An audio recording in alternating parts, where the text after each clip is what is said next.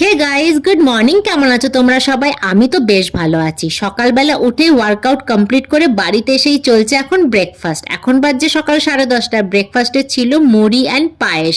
দেন fresh হয়ে সোজা চলে গেলাম গোপুকে একটু আদর করতে।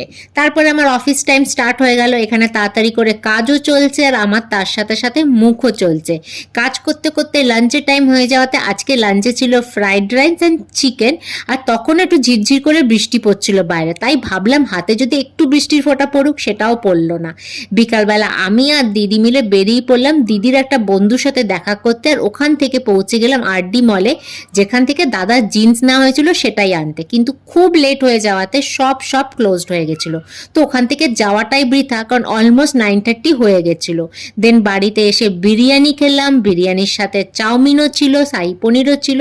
তো আজকের ভিডিওটা এইভাবেই শেষ করলাম। পরের ব্লগে আবার দেখা হচ্ছে। পছন্দ হলে লাইক শেয়ার সাবস্ক্রাইব।